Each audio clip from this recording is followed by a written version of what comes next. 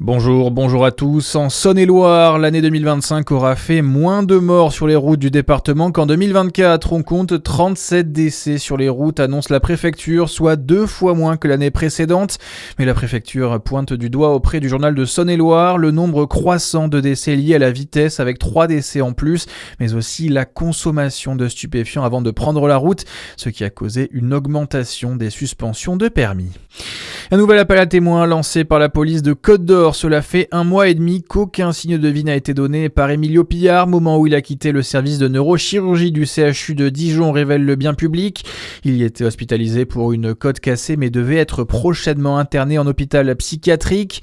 Le jeune homme de 25 ans souffre de troubles de l'humeur et de dépression mélancolique. Emilio a les traits fins, les cheveux bruns et mesure 1m70. Le jour de sa disparition, il était vêtu d'un pull rouge et gris ainsi qu'un jean clair. Des photos ont été publiées par la police sur internet. Si vous le voyez, contactez les forces de l'ordre. Et si un département se passait de Google Street View, c'est le choix de la Côte d'Or qui lance son propre service de navigation virtuelle.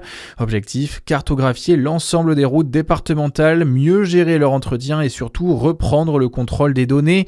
Un projet inédit présenté comme un enjeu de souveraineté numérique, Manal El Maïba. Oui, le département lance Côte d'Or Street, un service de navigation virtuelle dédié à ses 8500 km de voirie départementale.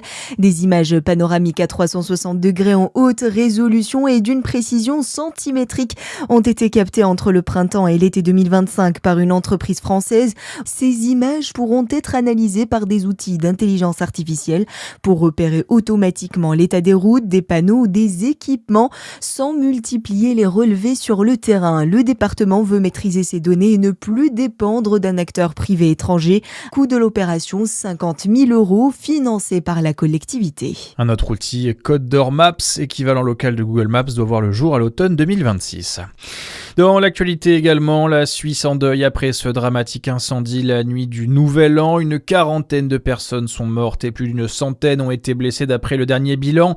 9 Français font partie des personnes blessées et 8 n'ont toujours pas été localisés selon hier soir le porte-parole des affaires étrangères. Le drame, on le rappelle, a eu lieu dans un bar du centre de Crans-Montana, une station de ski très prisée pour les fêtes de fin d'année. Et les propriétaires sont par ailleurs français. Et selon les premiers témoignages, c'est une bougie placée sur une bouteille de champagne qui aurait déclenché le feu dans le sous-sol du bar discothèque. Les flammes se seraient alors propagées au plafond de l'établissement, provoquant une explosion suivie d'un embrasement généralisé selon les autorités. Et puis de son côté, le président de la Confédération suisse, Guy Parmelin, a évoqué l'une des pires tragédies de son pays. Emmanuel Macron, le président français, lui, a fait part hier de sa profonde émotion. À suivre votre météo sur Fréquence Plus.